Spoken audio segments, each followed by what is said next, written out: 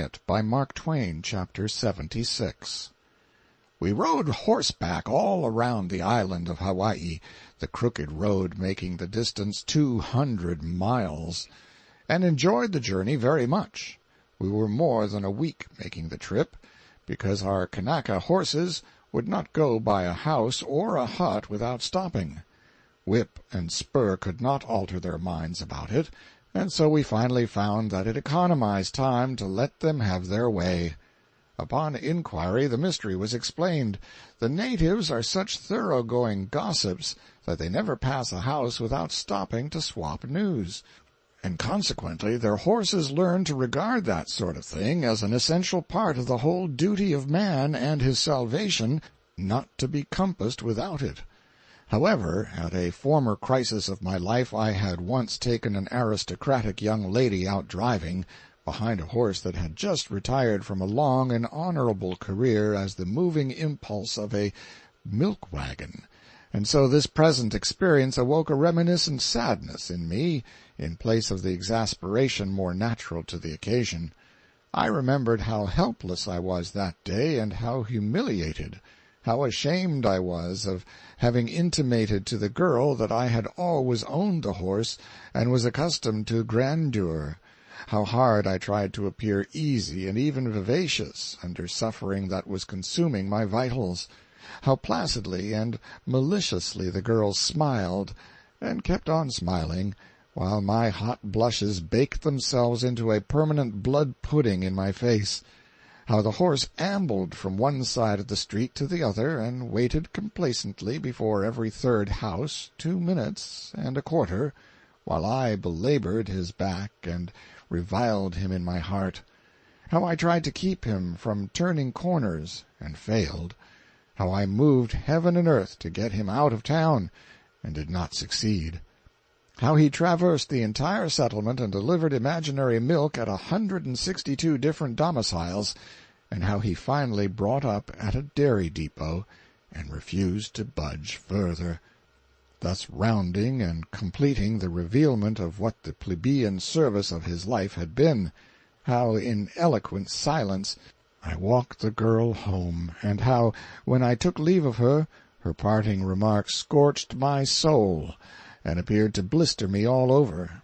She said that my horse was a fine, capable animal, and I must have taken great comfort in him in my time, but that if I would take along some milk tickets next time and appear to deliver them at the various halting places, it might expedite his movements a little. There was a coolness between us after that.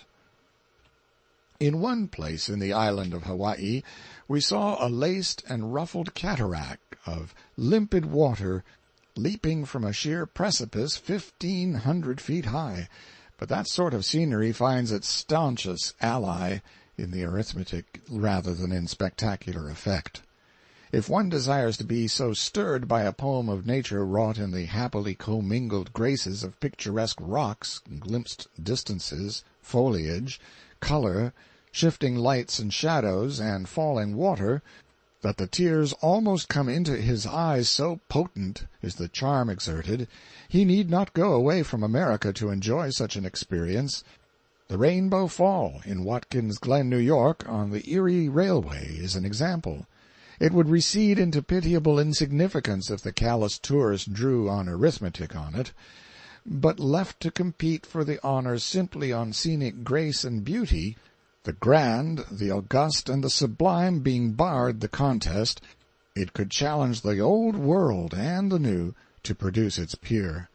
In one locality on our journey we saw some horses that had been born and reared on top of the mountains, above the range of running water, and consequently they had never drank that fluid in their lives, but had been always accustomed to quenching their thirst by eating dew-laden or shower-wetted leaves. And now it was destructively funny to see them sniff suspiciously at a pail of water, and then put in their noses and try to take a bite out of the fluid, as if it were a solid.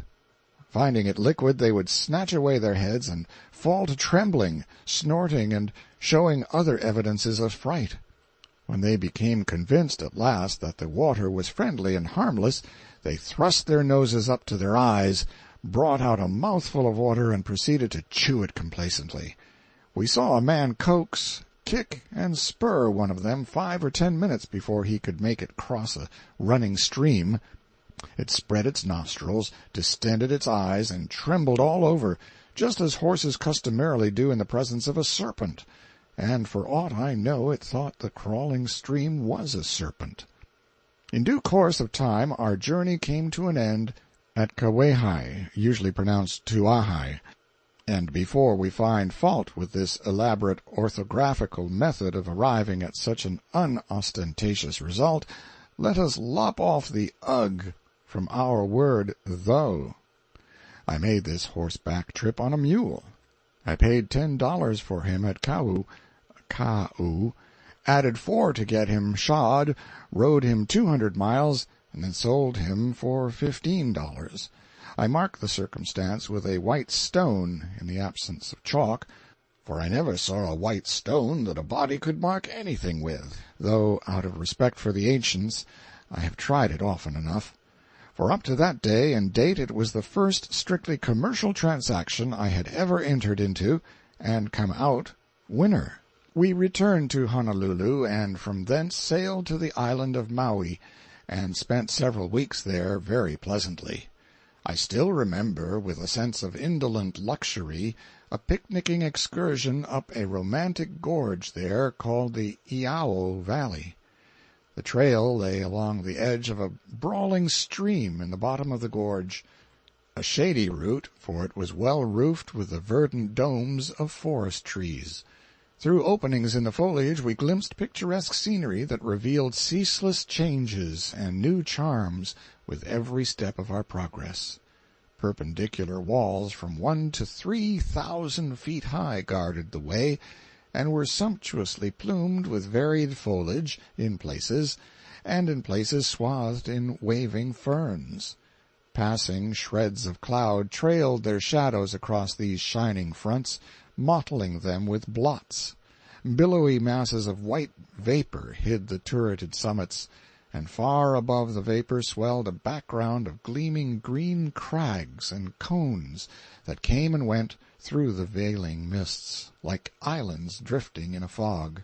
Sometimes the cloudy curtain descended till half the cannon wall was hidden, then shredded gradually away till only airy glimpses of the ferny front appeared through it, then swept aloft and left it glorified in the sun again. Now and then, as our position changed, rocky bastions swung out from the wall, a mimic ruin of castellated ramparts and crumbling towers clothed with mosses and hung with garlands of swaying vines, and as we moved on they swung back again and hid themselves once more in the foliage. Presently a verdure-clad needle of stone, 1,000 feet high, stepped out from behind a corner and mounted guard over the mysteries of the valley. It seemed to me that if Captain Cook needed a monument, here was one ready-made. Therefore, why not put up his sign here and sell out the venerable coconut stump? But the chief pride of Maui is her dead volcano of Haleakala, which means, translated, the House of the Sun. We climbed 1,000 feet up the side of this isolated colossus one afternoon, then camped, and next day climbed the remaining 9,000 feet, and anchored on the summit, where we built a fire and froze and roasted by turns all night.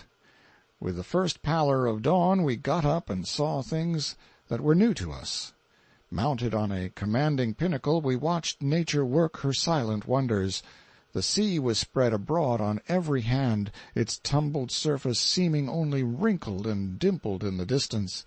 A broad valley below appeared like an ample checkerboard, its velvety green sugar plantations alternating with dun squares of barrenness and groves of trees diminished to mossy tufts. Beyond the valley were mountains picturesquely grouped together, but bear in mind we fancied that we were looking up at these things, not down. We seemed to sit in the bottom of a symmetrical bowl 10,000 feet deep, with the valley and the skirting sea lifted away into the sky above us. It was curious, and not only curious but aggravating, for it was having our trouble all for nothing to climb 10,000 feet toward heaven and then have to look up at our scenery. However, we had to be content with it and make the best of it. For all we could do, we could not coax our landscape down out of the clouds. Formerly, when I had read an article in which Poe treated of this singular fraud perpetrated upon the eye by isolated great altitudes, I had looked upon the matter as an invention of his own fancy. I have spoken of the outside view, but we had an inside one, too. That was the yawning dead crater into which we now and then tumbled rocks, half as large as a barrel, from our perch, and saw them go careening down the almost perpendicular sides, bounding 300 feet at a jump, kicking up cast clouds wherever they struck, diminishing to our view as they sped farther into distance, growing invisible finally, and only betraying their course by faint little puffs of dust, and coming to a halt at last in the bottom of the abyss, 2,500 feet down from where they started. It was magnificent sport. We wore ourselves out at it. The crater of Vesuvius, as I have before remarked, is a modest pit about 1,000 feet deep and 3,000 in circumference. That of Kilauea is somewhat deeper and 10 miles in circumference. But what are either of them compared to the vacant stomach of Haleakala? I will not offer any figures of my own, but give official ones, those of Commander Wilkes, U.S. Navy, who surveyed it and testifies that it is 27 miles in circumference. If it had a level bottom, it would make a fine site for a city like London. It must have afforded a spectacle worth contemplating in the old days, when its furnaces gave full rein to their anger. Presently, vagrant white clouds came drifting along high over the sea and the valley. Then they came in couples and groups.